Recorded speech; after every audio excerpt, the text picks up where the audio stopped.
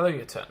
It's been nice to see so many of you back at school recently, and I very much look forward to this continuing over the next few weeks. Today, we kick off our next module, Module 6, which is entitled Algebra 2, effectively all of the algebra we missed out at the start of Year 10. And today I'm going to be talking through some questions and some applications of inequalities. But I'd like actually to kick off with something that is related to inequalities, but has come up in our lessons before when we've talked about bounds. A number x rounded to one decimal place is 3.7. Write down the error interval for x. Now the word interval just generally means effectively the space or the gap in which that number can fit. So I'm looking for the smallest and largest possible value of x, and I know that my lower bound of 3.7 rounded to one decimal place is 3.65, and I know that my upper bound will be 3.75.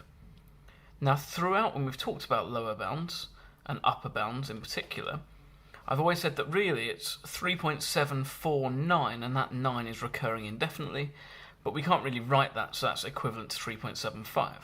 But we know if you were asked to round 3.75 to one decimal place, then you would get 3.8, not 3.7.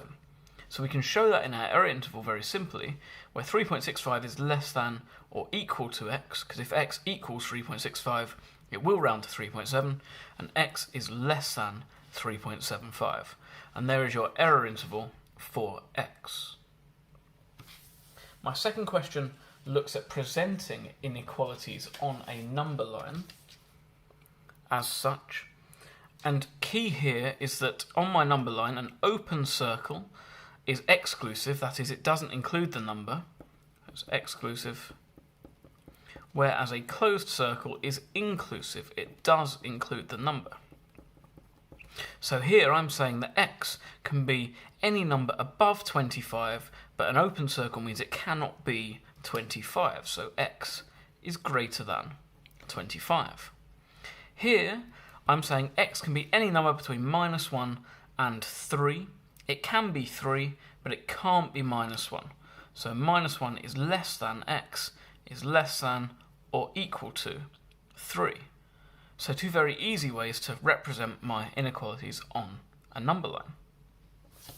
Sometimes, however, and often more usefully, in truth, you're asked to solve inequalities. That is, given some constraint, find what that constraint actually represents for your value x. Now you can treat this exactly as you would an equality, so where we have 3x plus 2 equals 11, except for the fact that you cannot multiply or divide by a negative number. To illustrate why that's true, I'm sure we can all agree that 3 is greater than 2, but if I multiply both sides by a negative number, I get minus 3 is greater than minus 2, which is incorrect. So we cannot multiply or divide by negative numbers for that reason. You will find some sources online, some textbooks, some teachers as well that say you can do that but just flip the sign. But for now I would say it's much easier not to make mistakes if you just never multiply or divide by a negative number. And we'll see some examples here that show you how to make sure that's true. So firstly I have 3x plus 2 is greater than 11. I'm going to subtract 2 from both sides. 3x is greater than 9. Divide both sides by 3. X is greater than 3. And I'm done. Second, 2x minus 7 is greater than or equal to 8. Add 7 to both sides. 2x is greater than or equal to 15. Divide both sides by 2. X is greater than or equal to 7.5. Done. Third, 5 brackets x plus 2 is greater than or equal to 25. I could expand the brackets out and solve similarly to these, but I'm just going to divide both sides by 5. X plus 2 is greater than or equal to 5. Subtract 2 from both sides. X is greater than or equal to 3. And my fourth example, 8 minus 3x is greater than or equal to 14. So this is where the multiplying or dividing by a negative number comes into play, because if I subtracted 8 from both sides, I get minus 3x is greater than or equal to 6, and I'd have to divide by minus 3. So I could do that and change the sign around, but actually I'm going to add 3x to both sides. 8 is greater than or equal to 3x plus 14. Subtract 14 from both sides. 3x is less than or equal to, and then that's 8 minus 14 minus 6. and then divide by 3. X is less than or equal to minus 2. And if I were uncertain about that, I could just pick a value here. So let's say x equals 0, so that doesn't meet this requirement. So x equals 0 shouldn't meet this requirement. 8 is greater than or equal to 14, incorrect. So it's not meeting here, not meeting here. That tells me I'm more likely to be correct. We can make this more complex by considering an interval over which x can range. So there are two inequality signs represented here. Now that you can, and the CGP textbook covers this, just do the same operation to each side. But sometimes that can get confusing. So I'll show you a way to do that without that confusion. And it's just to split your inequality into two separate relations. So minus 2 is less than x minus 3, and x minus 3 is less than 5. Then I'm going to add 3 to both sides. 1 is less than x, and I'm going to add 3 to both sides. X is less than 8. And so I have 1 is less than x is less than 8. Now you could do that just by adding 3 to everything. 1 is less than x is less than 8. But I think that gets more complex here when we're trying to avoid our negative numbers. So I'm going to do the same thing. 7 is less than 4 minus 3x. 4 minus 3x is less than or equal to 16. So I'm going to add 3x to both sides. 7 plus 3x is less than 4. Subtract 7. 3x is less than minus 3. Divide by 3. X is less than minus 1. Same thing here. Add 3x to both sides. 4 is less than or equal to 16 plus 3x. Subtract 16 from both sides. Minus 12 is less than or equal to 3x. And then divide both sides by 3. Minus 4 is less than or equal to, x. And so I know that x must be greater than or equal to minus 4 and less than minus 1. So minus 4 is less than or equal to x is less than minus 1. Once again, if I wanted to check, I could pick a number in this range, let's say minus 2, and just check that it worked originally here. So I'd have 7 is less than, and then that's 4 plus 6, 10, yes, is less than or equal to 16. So it seems like this has worked out for me. Similar example here, 1 is less than or equal to 2x plus 7 over 3, and 2x plus 7 over 3 is less than 5. Multiply by 3, 3 is less than or equal to 2x plus 7. Subtract 7, minus 4 is less than or equal to 2x. Divide by 2, minus 2 is less than or equal to x. Same here, multiply by 3. 2x plus 7 is less than 15. Subtract 7, 2x is less than 8. Divide by 2, x is less than 4. And so I know that minus 2 is less than or equal to x is less than 4. The final thing I want to talk through is representing inequalities on graphs. So in order to represent inequalities on graphs, you would take whatever your inequality was and you would draw the line as if your inequality was an equality.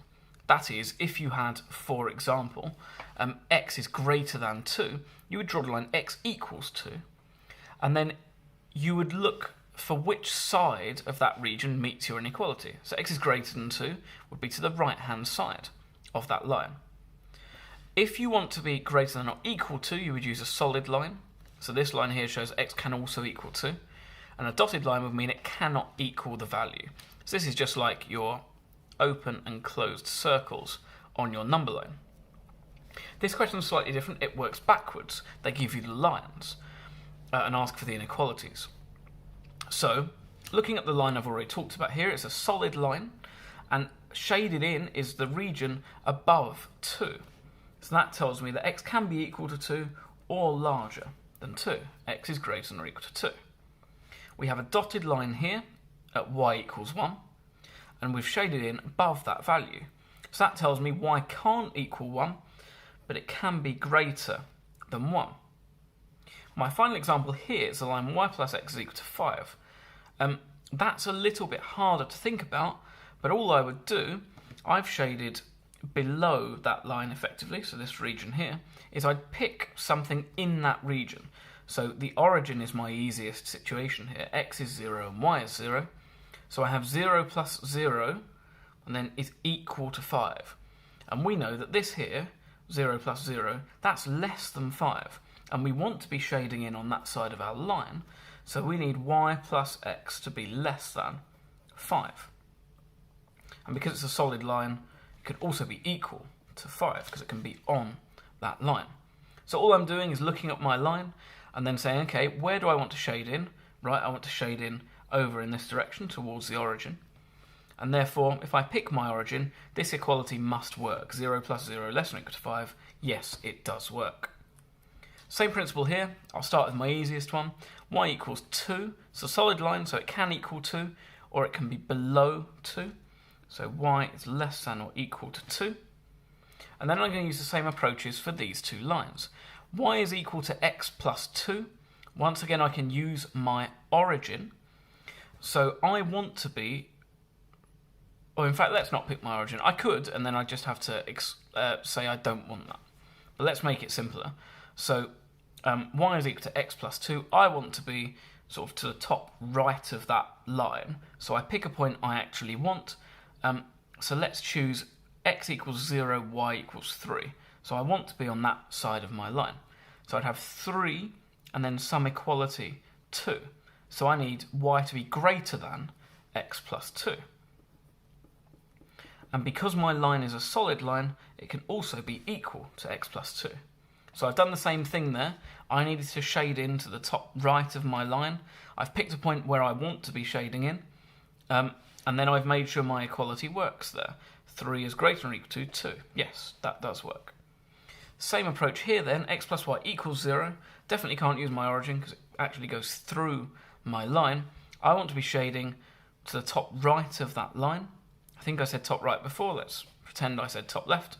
To the top right of that line. So let's pick a point. I'm going to pick this point here, 0, 2. So that would give me 0 plus 2 equals 0. So 0 plus 2 is greater than 0. So x plus y is greater than 0. Dotted line, so cannot be equal to 0.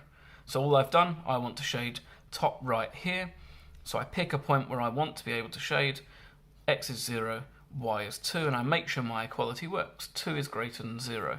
Yes.